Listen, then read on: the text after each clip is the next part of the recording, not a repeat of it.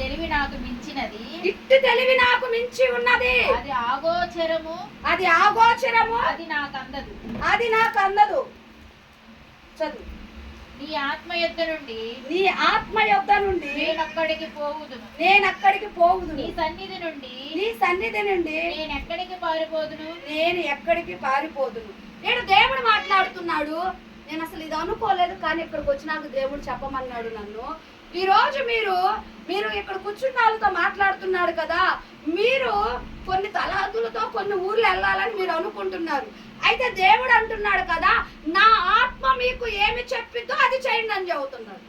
మీరు ఎక్కడ పోదురో నాకు తెలుసు, ఎక్కడ ఉందురో నాకు తెలుసు అని దేవుడు చెబుతున్నాడు. నేను ఏది మీతో చెప్తానంటే ఎప్పుడు చెబుతాడు అక్క అంటే, నువ్వు ప్రార్థన చేసి నువ్వు మహిమను పొందుకొని కూర్చుంటే దేవుడే వచ్చి నీతో స్పష్టంగా ఉండు అంటే ఉండమంటాడు, పొమ్మంటే పొమ్మని చెబుతాడు. ఇక్కడ అందుకే దేవుడు ఆ మాట మాట్లాడు. మళ్ళీ చదువమ్మది. నా ఆత్మ యొద్ద నుండి ఏడు, నీ ఆత్మ యొద్ద నుండి, నీ ఆత్మ యొద్ద నుండి నేనెక్కడికి పోవుదును, నేనెక్కడికి పోవుదునని దేవుడి సన్నిధిలో నువ్వు కూర్చున్నప్పుడంట పరిశుద్ధాత్మతో నింపుకొని, అయ్యా నేను ఎక్కడికి పోవాలో నాకు తెలియచేయ్యా, నేను ఎక్కడ ఉండాలో నాకు తెలియచేయంటే, నువ్వు ప్రార్థనలో కూర్చున్న బిడ్డవైతే దేవుడు ఆత్మ నీ మీదకి వస్తే నువ్వు ఎక్కడికి పోవాలో దేవుడు తెలియజేస్తాడు. ఆమేన్. దేవుడిని అడిగితే దేవుడు నీకు తెలియజేస్తాడు. ఆమేన్. దేవునికి మహిమ కలుగును గాక. చదవమ్మా. నేను ఆకాశం ఎక్కినను, నేను ఆకాశం ఎక్కినను, నువ్వు అక్కడ ఉన్నావు, నువ్వు అక్కడ ఉన్నావు. నేను పాతాళమందు పడుకునను, నేను పాతాళమందు పడుకొని ఉన్నాను, నువ్వు అక్కడ ఉన్నావు. చాలు. నువ్వు ఆకాశం ఎక్కినా నేను అక్కడ ఉంటానంటున్నాడు. నువ్వు పాతాళంలో కొనుక్కున్నా కానీ నేను అక్కడ నీతో ఉంటాను అన్నాడు. ఎందుకు ఉంటానన్నాడు?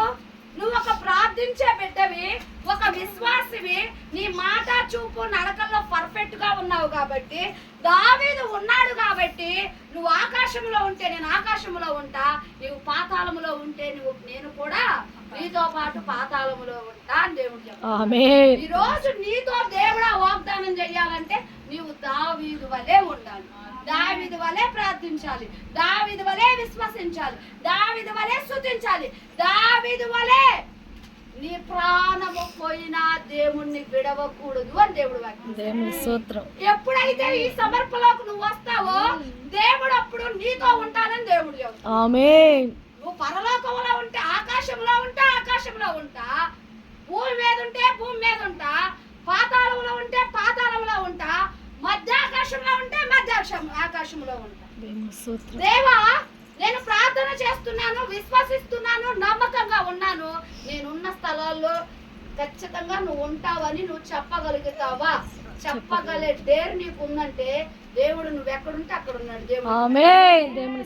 లేకపోతే ఈ రోజు దేవుడు అంటున్నాడు, నేను మార్పు చెందుతానని చెప్పు. నేను మారు మనసు పొందుతానయ్యా. కూర్చున్నట్లో, మాట్లాడట్లో, నిలబడట్లో, ప్రణాళికల్లో మార్పు చెందుతాను. నేను మార్పు చెంది నా హృదయమును నేను పరిశోధించుకుంటా దావీదు వలె. మన హృదయాన్ని అంట మనము ఉదయం మొదలుకొని రాత్రి కాలము వరకు చేసిన ప్రతి దాన్ని కూడా సందకాడు పరిశోధించుకొని దేవుడు ఎదుట ఏదైనా మన ఉదయం చెడుగా మాట్లాడి చెడుగా చేసిన దేవుడి సన్నిధిలో క్షమాపణ అడిగి పశ్చాత్తాపడి ఒక క్రైస్తవుడు ప్రార్థన చేసి కొనుక్కోవాలంట. ఎందుకనంటే ఈరోజు మనము నీతిమంతులం అంటూ భూమి మీద ఎవరము లేము, అందరము పాపులమే, పాపం చేసుకోవడమే. క్రైస్తవులు అయినంత మాత్రాన అబద్ధాలు ఆడకుండా ఉన్నాము, చిట్లు తిట్టకుండా ఉన్నాము. కొన్ని సందర్భాల్లో మనం అన్ని చేయాల్సి వచ్చింది. సత్యం ఎక్కడా కూడా యేసయ్యకే సత్యం సాట అయిందే కానీ ఆయన పిల్లలైన మనకు కూడా ఎక్కడ కూడా లేదు. అయితే ఈ దావీదు ఒక మాట చెబుతున్నాడు మనకి, మనం సందకాడికి పరిశోధించుకొని పశ్చాత్తాపడి కృతజ్ఞతలు చెల్లించుకొని ఆయన నీవు కొనుక్కుంటే ఈ రోజు చేసిన ప్రతి పాపము కూడా ఏమైపోయిందంట, శుద్ధీకరణ అయిపోయిందని చెప్తున్నాడు. చదవండి. నేను ఏకువ రెక్కలు కట్టుకొని సముద్ర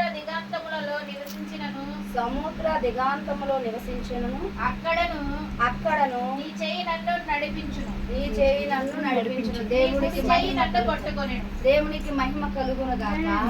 రెక్కలు కట్టుకొని నువ్వు ఎక్కడికి పోయినా దేవుడు హస్తం నీకు తోడుగా ఉంటది అని. నువ్వేడైనా ఉండు. ఎక్కువ రెక్కలు అని అంటే ఏంటి? పిసిక రెక్కలు, పెట్ట రెక్కలు అనుకుంటాం. అవి కాదు, దేవుడు ప్రార్థన రెక్కలు నిన్ను కట్టుకోమని, ఏకువన కట్టుకోమని దేవుడు చెప్పాడు. ఏకు జామున అని అక్కడ ఉంది. అది ఏకువ రెక్కలంటే ఏకు జామున. ఏకు జామున ప్రార్థన అనే రెక్కలు నువ్వు కట్టుకొని ఉంటే నా హస్తము నీకు తోడుగా ఉండను. ఈ రోజు దేవుడు మనతో మాట్లాడుతున్నాడు. నిద్ర లేచి ఏకు జామున నువ్వు రెక్కలు కొట్టుకొని మొరపెడితే దేవుడు నిన్ను ఎక్కడికి నడిపించాలి అక్కడికి ఆయన హస్తమే నిన్ను తీసుకుపోయిద్దని దేవుడు మహిమ కలుగునుగాక. ఈరోజు రెక్కలు అని ఆయన కట్టుకోమంటున్నాడు. రెక్కలు కాదు, మనం పీసులు కూడా కట్టుకోవట్లా. వారు మనసు పొందడం దేవునికి మహిమ కలుగునుగాక. అంధకారము నన్ను మరుగు చేయును, అంధకారము నన్ను మరుగు చేయును. నా నాలుక వెలుగు రాత్రి వలె ఉండును అని నేను అనను. నేను అనుకొని ఎడల చీకటి అయినను నీకు చీకటి కాకపోయినను. ఆమేన్. దేవుడికి మహిమ కలుగును. చీకటే నీ దగ్గరకు వచ్చిన నీవు పైన క్వాలిటీలన్నీ ఉంటే ఆ చీకటిలో కూడా ఎలుగును గుర్తిస్తావంటాను. కొంతమందికి చీకటి అంటే భలే భయం. ఎందుకంటే చీకటిలోనే అపవాది ఎంతో పొంచుతూ ఉంటది, ఎంతో వేధిస్తూ ఉంటది, ఎంతో భయపెడుతూ ఉంటది. ఎలుగులో ఎంత దూరమైన పోతాం కానీ చీకటిలో పోవాలంటే చాలా భయం. అయితే దేవుడు ఈ రోజు అంటున్నాడు, నీవు చీకటిలోకి వెళ్ళినా వెలుగును నువ్వు చూడగలుగుతావు. మహిమ కలుగునుగాక. ఎందుకు వెలుగును నువ్వు చూడగలుగుతావంటే ఆయన బాహుబలం నీకు తోడుగా ఉంది, ఆయన హస్తం నీకు తోడుగా ఉంది, ఆయన ప్రసన్నత నీకు తోడు ఉంది కాబట్టి, ఆయన ఆత్మ నీకు తోడుగుంది కాబట్టి చీకటిలో కూడా వెలుగును చూపించగలిగిన అభిషేకం నీ కళ్ళకు దేవుడు ఇస్తాను. దేవునికి స్తోత్రము కలుగునుగాక. అలాగే 140